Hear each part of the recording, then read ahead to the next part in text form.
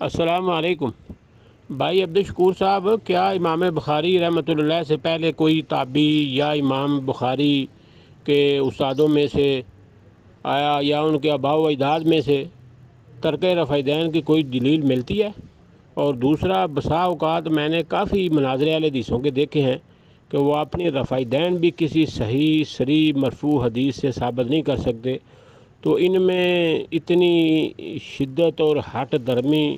بہت دیکھی ہے، جب کہ اتنے کبھی دلائل بھی نہیں ہیں ان کے پاس۔ اور بھائی شکور، یہ تو ان کے مولوی ممبروں پہ قسمیں اٹھاتے ہیں اور سینکڑوں حدیث کا کہتے ہیں اور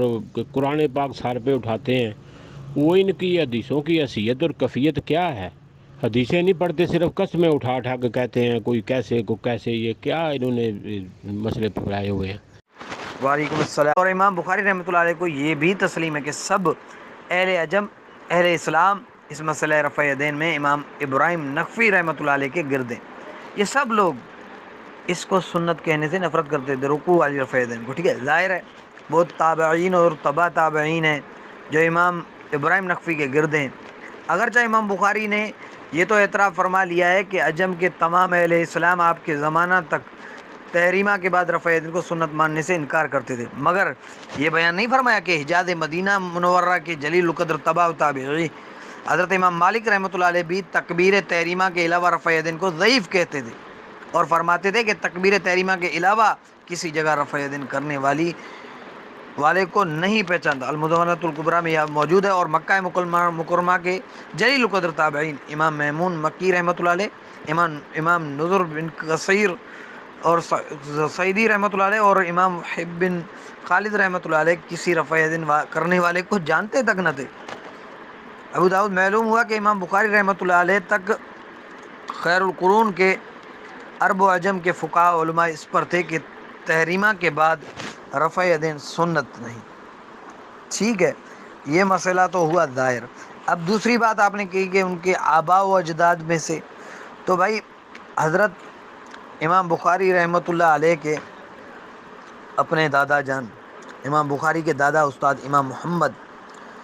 199 ہجری یعنی 189 ہجری فرماتے ہیں کہ بدری صحابہ کرام جو پہلی صف میں کھڑے ہوتے تھے اور نبی کریم صلی اللہ علیہ وسلم کی نماز کو سب سے زیادہ جانتے تھے، کسی سے بھی رفع دین بعد تحریمہ کی حدیث صحت کو نہیں پہنچتی، نہیں کسی بدری صحابی سے یہ رفع دین کرنا صحت کو پہنچا، جبکہ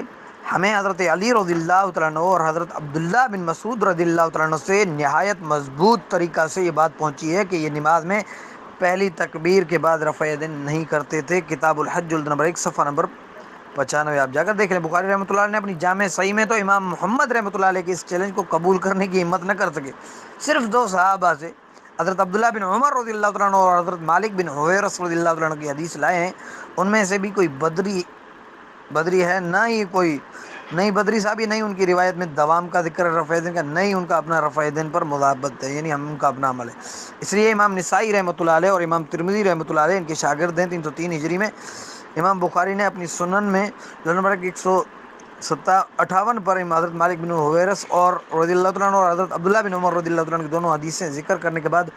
امام نسائی رحمۃ اللہ علیہ نے ترک ذالک کا باب باندھ کر ان دونوں حدیثوں کو متروک العمل قرار دے دیا۔ یہ امام بخاری کے اپنے شاگردوں نے۔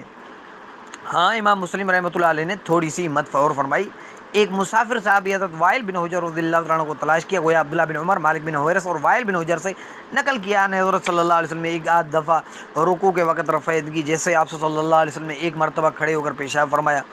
بخاری میں، نسائی میں، مگر امام نسائی نے یہ تینوں احادیث ذکر کرنے کے بعد حدیث حضرت عبداللہ بن مسعود کی ان تینوں کا متروک العمل ہونا ثابت کر دیا ہے۔ امام نسائی رحمۃ اللہ علیہ امام بخاری کے بہت چہیدہ شاگرد ہیں، انہوں نے ترک ذالک کا باب باندھ کر نیچے حدیث لا کر، اور امام ترمذی نے بھی پہلی مرتبہ رفع دین کرنے کا، صرف پہلی تکبیر تحریمہ کی رفع دین کرنے کا باب باندھ کر نیچے حدیث حضرت عبداللہ بن مسعود کی لا کر نیچے یہ چیز یہی باب باندھا ہے کہ صرف شروع تکبیر کی رفع دین کرنی ہے۔ اور امام ترمذی رحمۃ اللہ علیہ نے اس حدیث کو خود، کس نے؟ امام ترمذی رحمۃ اللہ علیہ نے حضرت عبداللہ بن مسعود کو حدیث کو خود صحیح قرار دیا ہے، کہا یہ حسن درجے کی حدیث ہے، بالکل صحیح ہے، اور اسے بے شمار صحابہ صحابہ کرام رضوان اللہ تعالیٰ علیہم اجمعین کا عمل قرار دیا ہے، بے شمار صحابہ کرام، تبع تابعین، تابعین اور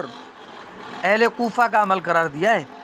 اس ترک رفع یدین کی حدیث کو، حضرت عبداللہ بن مسعود کے لیے۔ ہم اپنی بات نہیں کر رہے ہیں، محدثین کی، جنہوں نے ترک رفع یدین کے باب باندھے، نیچے حدیث لائے اور پھر اسی حدیث کے نیچے خود فرمایا کہ اس کے اوپر بے شمار صحابہ، کون فرما رہا ہے؟ امام ترمذی، بے شمار صحابہ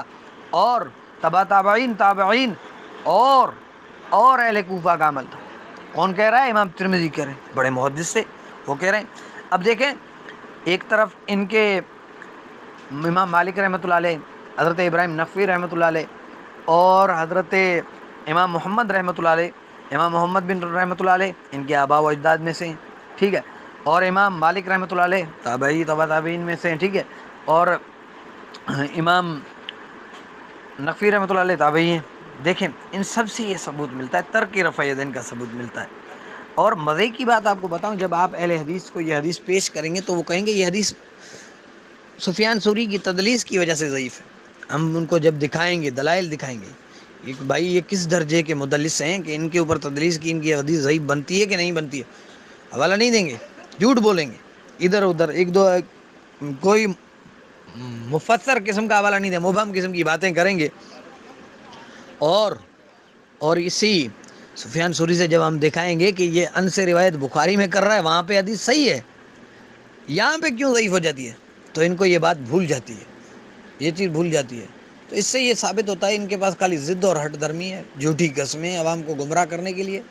بھائی ہم تو کہاں سے ثبوت دے رہے ہیں، کہاں سے؟ بخاری کے آباء و اجداد سے، بخاری کے شاگردوں سے۔ امام نسائی سے ترک ذالک کا باب دکھایا، امام ترمذی سے ترک رفع یدین کا باب دکھایا،